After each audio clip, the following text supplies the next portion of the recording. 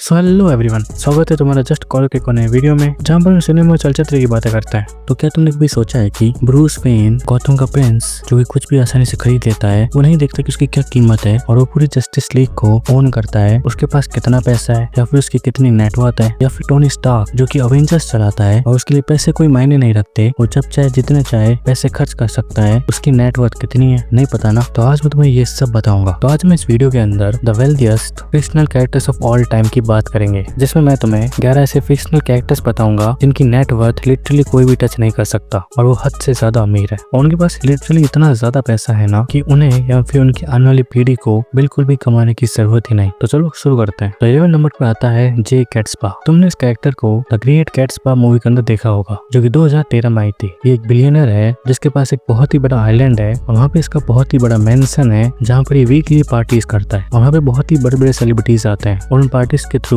ये दुनिया भर में शराब बेचता है, जो कि इलीगल है। और इस बिजनेस से इसकी नेटवर्थ 1.35 बिलियन है और ये एक एंटरप्रेन्योर है। तो नंबर 10 पे आते हैं मॉन्टेगो मैरी बंस, यानी कि मिस्टर बंस। ये एक फिक्शनल कैरेक्टर है एक कार्टून शो का जिसका नाम था द सिम्पसंस, जो कि 1989 में आया था। और शो के अंदर इस कैरेक्टर को बहुत ही ज्यादा अमीर दिखाया गया है और बहुत लालची भी। मिस्टर बंस एक न्यूक्लियर प्लांट है जिसका नाम है स्प्रिंगफील्ड न्यूक्लियर पावर प्लांट, और इस न्यूक्लियर पावर प्लांट से वो हर साल $2,58,900 कमाता है। जिस हिसाब से इनकी नेटवर्थ है 2 बिलियन। और ये और भी काफी सारे बिजनेस करते हैं, स्टेट बिजनेस, इन्वेस्टमेंट और गैम्बलिंग। तो नंबर 9 पे आते हैं क्रिस्टन ग्रे। तो अगर तुमने 15 शेड्स ऑफ ग्रे देखी है तो तुम इसको जरूर जानते होगे। तो मूवी के अंदर तो इसके बारे में मैंने कुछ बताया नहीं गया है, लेकिन ये एक मल्टी बिलियनर है जो कि ग्रे एंटरप्राइजेस का मालिक है, जो कि काफी सारे बिजनेस करती है, जैसे कि टेलीकम्युनिकेशन, मैन्युफैक्चरिंग और सुटेबल कंजर्व एनर्जी। और इसकी वजह से इसकी नेटवर्थ 2.98 बिलियन है। तो समझे, अगर तुम्हारे पास पैसे हैं तो लड़की अपने आप मिल जाएगी, वो भी एक से बढ़कर एक। तो पैसे कमाओ। बाकी नंबर 8 पे आते हैं हमारे अपने डार्क नाइट ब्रूस वेन। अब इनके बारे में क्या ही बताऊं, तुम सब जानते हो कि ये कौन है,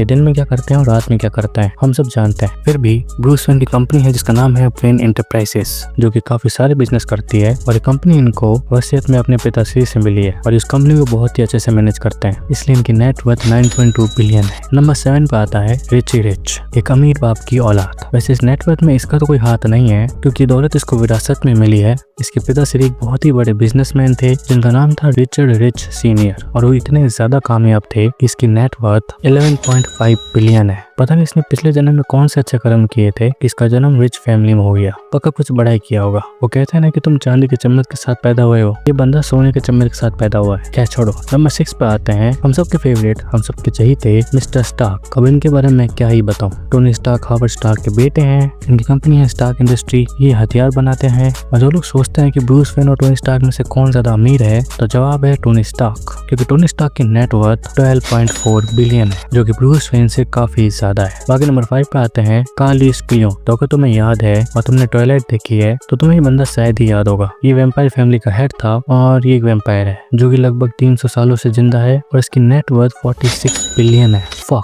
दिखता चाहे कैसा भी हो। और इतना ज्यादा अमीर इसलिए है क्योंकि ये इन्वेस्ट करता है स्टॉक मार्केट में, और ये नेटवर्थ इसने सालों से जमा की है। और इसकी नेटवर्थ के अंदर इसकी बेटी का बहुत ही बड़ा हाथ है जिसका नाम है अलाइस, क्योंकि उसके पास पावर है फ्यूचर देखने की। और उसकी वजह से वो स्टॉक मार्केट में जीत जाता है, गैम्बलिंग में जीत जाता है और काफी सारी चीजों में जीत जाता है। इसी वजह से उसकी नेटवर्थ 46 बिलियन है। वैम्पायर्स के भी अलग ही मजे हैं। नंबर 4 पे आता है स्मेयुक, हाँ एक ड्रैगन, जो कि लॉर्ड ऑफ द रिंग्स में था और ये गुफा के अंदर रहता है जिसके अंदर सोना ही सोना है। वो पूरी गुफा सोने से भरी हुई है और उस पूरे सोने की कीमत 54.1 बिलियन है। लेकिन स्मेयुक को इतना सारा सोना मिला कहाँ से? तो उसने एक राज्य पे अटैक कर दिया था और उस किंगडम के राजा के पास कभी ना खत्म होने वाली दौलत थी, तो स्मेयुक ने उसकी सारी दौलत ले ली। देखा कितना आसान था। नंबर 3 पे आता है स्कैरूप मैकडक, हमारी डिज्नी का मैकडक। और जिसने भी बचपन में इसको देखा है वो जानते होंगे कि वो कितना ज्यादा अमीर था। तो तुम पता है इसकी नेटवर्थ कितनी है? 65.4 बिलियन। वो लिटरली सोने में नहाता था। उसकी कंपनी है मैकडक एंटरप्राइजेस, जो कि फाइनेंस एंड इन्वेस्टमेंट करती है, रियल एस्टेट बिजनेस करती है और ऐसे काफी सारे प्रॉफिटेबल बिजनेस करती है जो कि उसे इतना ज्यादा अमीर बनाती है। नंबर 2 पे आता है लेक्स लूथर, हाँ सुपरमैन लेगेसी का मेन विलन, जिसकी कंपनी है लेक्स कॉर्प, जो कि उसे अपने पिताश्री से मिली है। उसकी फैमिली की हिस्ट्री बहुत ही ज्यादा लंबी है, राजा महाराजा के टाइम की, जिसकी वजह से उसकी नेटवर्थ 75 बिलियन ट्रिलियन है। विश्वास नहीं हुआ ना, एक टकले के पास इतना ज्यादा पैसा है। वैसे रियल लाइफ में भी एक टकला है जिसके पास बहुत ज्यादा पैसा है, तो इतना मत सोचो। बाकी नंबर 1 पे आता है द किंग ऑफ वकांडा,